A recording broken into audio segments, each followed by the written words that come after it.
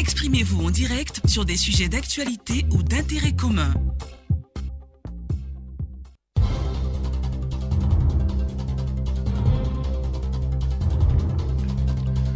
Madame, Monsieur, bonjour. La journée internationale Nelson Mandela est célébrée tous les 18 juillet de chaque année. Le thème 2021 de cette célébration est « Agissons ensemble contre la stigmatisation de la prison et du détenu ».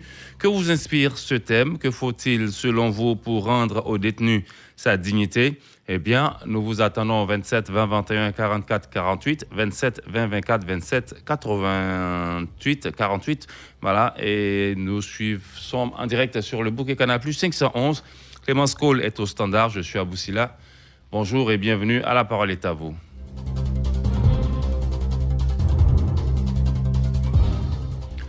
On va à Sipilou pour démarrer le débat ce matin.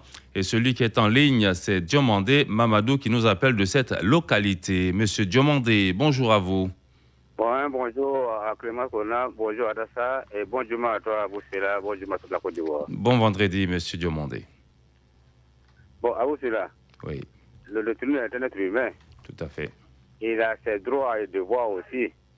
Et le détenu doit être protégé par quelles que soient les fautes commises. Et la juge a déjà fait son rôle pour le détenu en prison et le juger le condamner. Mais le droit du détenu doit être vraiment respecté par le droit de l'homme. Et que vraiment, et puis aussi, sortir de la prison aussi, le détenu a été corrigé. Il a été dans une maison de correction. Il doit maintenant prendre un bon exemple dans la vie pour pouvoir vraiment participer au développement de la nation. Donc moi, même les politiques là, dès qu'ils sont sortis de la prison, il faudrait qu'ils participent aussi à la cohésion et à la vivre ensemble et à la paix dans les pays pour que enfin la Côte d'Ivoire, les pays africains avancent dans l'émergence, dans l'amour, dans la cohésion et dans le vrai vivre ensemble. Bon, allez, bon Juma et par nous aide. Amin, merci. Rien que la paix en Côte d'Ivoire. Rien que la paix, c'est ce que nous souhaitons, monsieur Diomandé. Merci à vous et bonne journée du côté de Sipilou. De là, nous nous rendons à Guépao. Il se nomme Ismaël Quadio. Bonjour à vous, Ismaël. Oui, bonjour, monsieur Aboussila. Comment ça va ce matin? Oui, je vais très bien. Et chez vous? Ben, ça va très bien. La prison, selon Diomandé Mamadou, qui devrait donc servir d'école pour le détenu afin que lorsqu'il en sort, il ait de bons comportements. Oui, vous voyez, quand on dit la prison, c'est vrai, c'est un lieu de correction, mais il faut déjà prévoir quelque chose pour le détenu dès sa sortie. C'est-à-dire? C'est-à-dire que le prévenu, certaines personnes vont en prison en tort pour les questions de tort et raison, hein. Souvent ça arrive. Et il arrive que celui qui a été détenu, condamné, n'est malheureusement pas coupable, mais il y a des erreurs de justice. C'est ce que vous voulez signaler? Voilà ce que je veux signaler. Il y a des erreurs de justice. Et ce monsieur, il va subir toutes ces années-là en prison. Et il arrive vraiment à l'état qu'il sort et qu'on ne lui donne pas quelque chose de satisfaisant en retour pour se prendre en charge et peut-être prendre sa petite famille en charge. Mais ce monsieur-là, peut-être peut se donner à la mort. Et vous serez victime, pas vous, mais je parle de... Si, celui...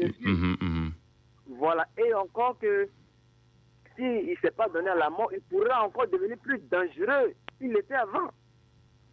Donc, pour moi... Mais est-ce que ce serait là la solution pour lui d'être dangereux plus qu'avant? Parce qu'il peut se dire que s'il est appréhendé, encore une fois, il va retourner dans cette prison et ce serait des années encore de perdu pour lui.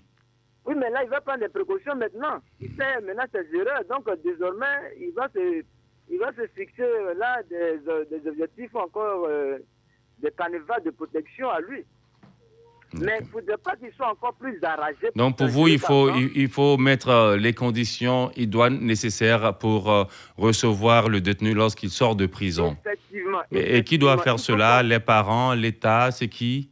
C'est lui-même? Oui, l'État, c'est lui-même, c'est vrai, mais il faut que le détenu qui sort de la prison, là, on prévoit au moins quelque chose pour lui. Qui on doit prévoir ce quelque chose? C'est l'État, le gouvernement doit prévoir quelque chose pour lui. Mais est-ce que c'est le gouvernement qui l'a envoyé là-bas? Quand on prend le cas de quelqu'un qui est accusé de vol ou de viol ou de détournement. Oui, mais vous voyez, M. Aboussila, qui dit la justice, c'est l'État. Donc c'est l'État qui a enfermé, qui a emprisonné le monsieur. Vous savez qu'il y a la séparation de pouvoir, le pouvoir judiciaire qui est totalement indépendant. Oui, ça je sais. Hmm. Je le sais, mais...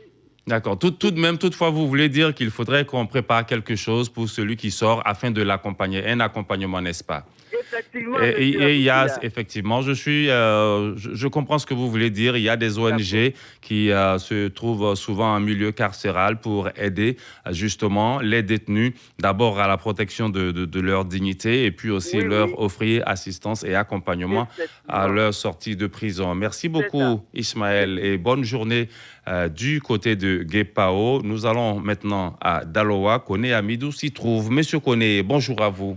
Bonjour, M. Silla. La parole est à vous. Merci beaucoup. Vous savez, nous sommes tous des potentiels prisonniers parce que, ma foi, il y a des choses qui nous arrivent qui ne sont pas de notre faute. Passer de passage, par exemple, dans un groupe, vous pouvez tomber sous le coup de la loi. Hein. Vous n'êtes même pas fautif. C'est pourquoi il y a des prisonniers qui sont jugés, ils ne sont pas fautifs. C'est ce que c'est de dire Ismaël Kouadio tout à l'heure. Il faut respecter la dignité humaine, quelle que soit la position de l'individu. Donc aujourd'hui, il faut même dire qu'il faut encore plus de prison, parce qu'en fait, la prison n'est pas, comment on appelle ça, dénigrer l'homme, mais c'est même une correction. C'est parce que vous avez commis une faute qu'on vous dit non, désormais, il ne faut pas faire comme ça, c'est pourquoi on vous a mis ici. Donc pour dire qu'on doit respecter la dignité humaine. Et très souvent, je pense, comme vous l'avez dit tout à l'heure, il y a des ONG. Et aujourd'hui, même la loi est vraiment... nos prisons sont aujourd'hui... Parce qu'il y a l'international même qui suit les prisonniers. Donc ça veut dire qu'en fonction de nos moyens, on doit tenir compte de la personne humaine et donc nous occuper bien des prisonniers et que c'est une correction et qu'après, la personne peut changer. Voilà. D'accord. Merci beaucoup, Monsieur Koné Amidou, qui nous appelait de Daloa. Nous faisons un tour sur notre page Facebook avec Albert Kwame Dekalito Nguesson qui dit « Certaines personnes pensent que les prisonniers sont des sous-hommes » et moi je dis non, le prisonnier doit avoir sa dignité. D'ailleurs, il y a des prisonniers qui ne sont pas forcément coupables. Chez moi, la prison n'est pas à souhaiter, mais ce n'est pas aussi une fatalité ni la fin en soi. Écrit Albert Kwame Dekalito sur notre page Facebook. Sa Majesté Conan Brou dit « La prison est un lieu de privation de liberté, vu que tous les prisonniers ne sont pas tous coupables pour l'acte dont ils sont incarcérés. On peut en sortir et vivre heureux, que celui qui n'a jamais fait la prison, ou s'il soit coupable ou non, un prisonnier doit avoir un psychologue à sa sortie afin de surmonter les épreuves de son incarcération. L'État doit engager des psychologues pour les personnes de classe modeste. La prison ne doit pas être perçue comme une fin en soi. Un adage dit « L'homme, si tu n'es pas mort, tu as crédit de toutes les choses ». Écrit Conan Brou de Sanguiné. 27 20 21 44 48, 27 20 24 27 87. Nous avons Saïba Désiré qui nous appelle de Biancouma. Il est précisément à Membosama, c'est à 12 km de Biancouma. Nous sommes à l'ouest du pays. Monsieur Désiré Saïba, bonjour. Monsieur, bonjour. Comment vous allez ce matin? Oui, je vais bien. Alors, que vous inspire le thème de la journée internationale Nelson Mandela qui dit « Agissons ensemble contre la stigmatisation de la prison et du détenu ».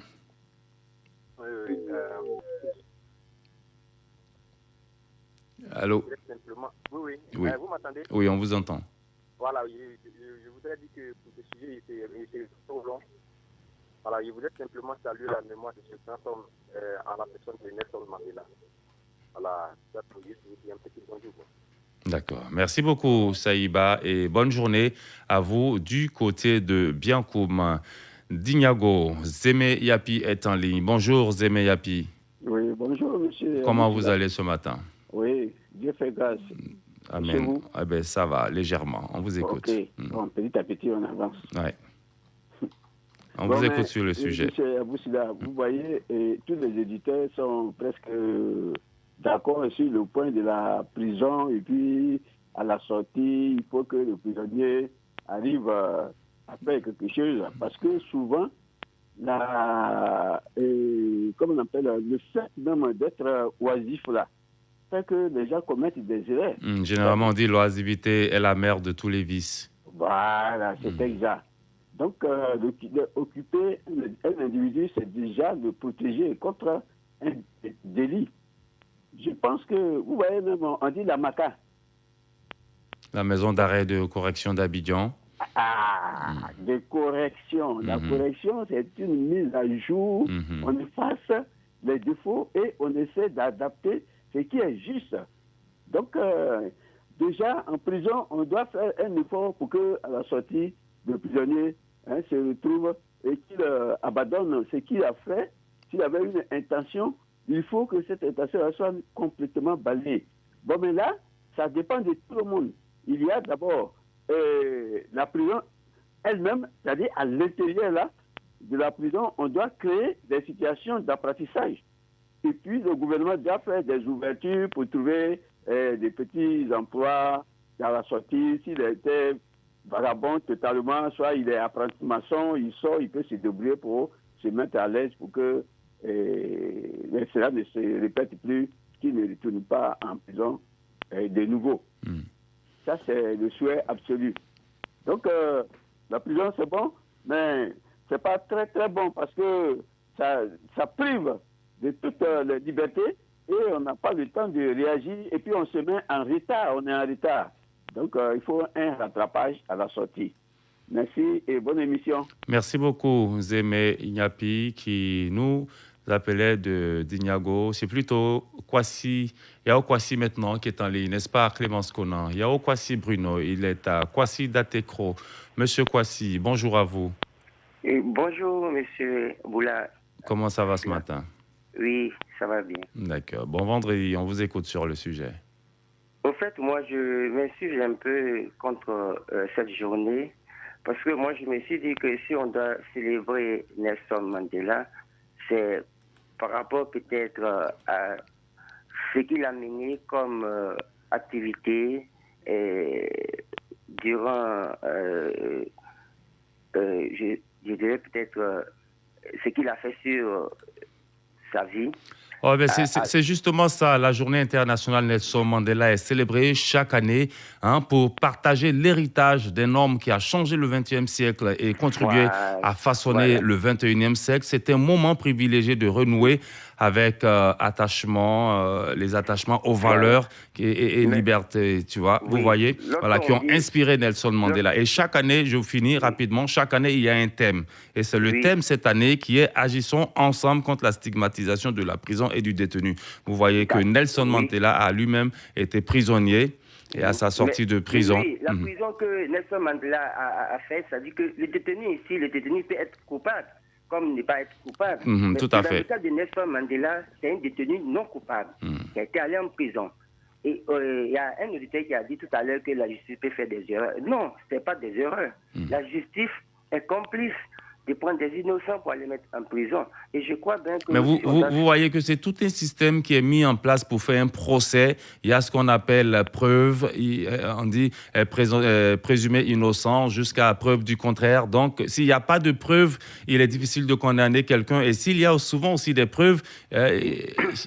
quelqu'un d'innocent peut se retrouver en prison. Demandez Mamadou, je ne sais quel auditeur disait à l'instant, on peut se retrouver dans un groupe au mauvais moment, au mauvais endroit. Oui, et malheureusement, vous pouvez vous trouver en prison. Je crois bien que le cas de Nelson Mandela doit interpeller tout le monde. C'est-à-dire qu'aujourd'hui, il faudrait que chacun en fasse un effort pour ne pas mettre les dignes fils, je ne dirais même pas de l'Afrique. Bon, c'est ce cas qui se présente parce que après les chefs d'État aujourd'hui, on les prend, on les met, on les jette en prison, ils font un passage là-bas et puis après, on se rend compte que non, ce sont des erreurs. Alors que nous savons.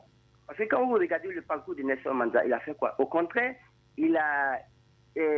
à l'époque, il y avait l'apartheid, la ségrégation raciale. La ségrégation raciale, c'est Nelson Mandela qui a été établi. Donc vraiment, voilà quelqu'un qui a œuvré pour aujourd'hui la cohésion, je ne dirais même pas de l'Afrique du Sud. Et ce monsieur, il a fait 30 ans en prison. Alors, votre souhait, c'est quoi pour la célébration de la journée internationale Nelson Mandela? Bon, moi, moi, je voudrais qu'on mette Nelson Mandela comme digne fille de l'Afrique. Voilà, journée des dignes filles de l'Afrique comme ça. Là, au moins, ça interpelle ces générations à venir. Au lieu de dire que Nelson Mandela, pour le mélanger comme un détenu lambda, non, Nelson Mandela n'a pas été un détenu lambda, c'était une injustice. Et tant que ça a été reconnu, qu'il faut vraiment, il faut une journée dans ce sens-là, M. Aboussila. Voilà ma contribution. Merci beaucoup, M.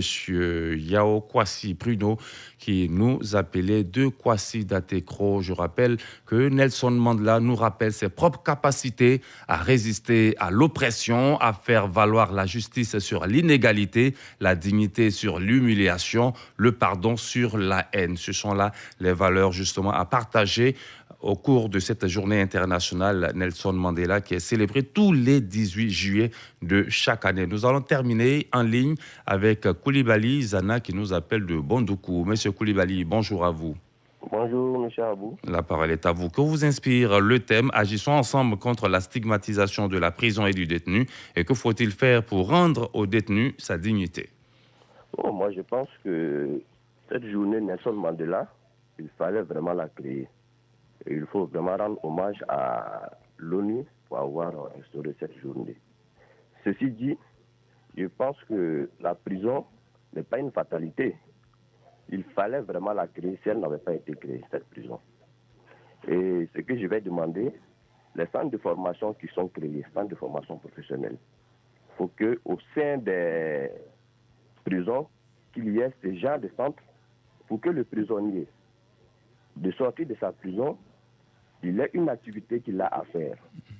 Parce que très généralement, on a constaté que le prisonnier, quand il sort, parfois il est rejeté par la société. Et quand il est rejeté, il se trouve mieux de retourner en prison que de vaguer dans la cité où tout le monde le rejette. Donc il est vraiment utile que les centres de formation que l'État crée partout dans les zones, dans les régions, puissent en créer au sein des prisons. D'accord. Merci beaucoup, M. Koulibaly. Nous terminons avec le commentaire de Grégoire Yao Konan qui dit « La prison est un lieu de détention des citoyens qui ont enfreint aux lois prescrites par le gouvernement harmonieux d'une société. Quel que soit le détenu qui s'y trouve, il a des droits, surtout des actes posés qui l'ont conduit dans ce lieu, trouvent leur origine dans des situations vécues qui échappent à l'entendement humain. Pour moi, un détenu, quelle que soit sa peine, doit bénéficier des services sociaux de base, 2 repas par jour, soins de santé. Une rééducation en vue de leur insertion sociale doit être envisagée, écrit Grégoire Yao Konan. La parole est à vous. Aujourd'hui, c'est terminé. J'ajoute rapidement que pour être libre, il faut non seulement se débarrasser de ces chaînes, mais aussi vivre une manière qui respecte et renforce la liberté des autres, a dit Nelson Mandela, ambassadeur de bonne volonté de l'UNESCO et lauréat en 1991 du prix Félix Houphouët-Boigny pour la recherche de la paix. L'héritage de Nelson Mandela entre en résonance avec la mission de l'UNESCO pour l'autonomie des femmes et des hommes sur la base de leurs droits égaux et de la dignité et promouvoir le dialogue et la solidarité pour la justice durable et paix. Cette action, cet esprit est plus nécessaire que jamais. Merci à vous. On se retrouve la semaine prochaine.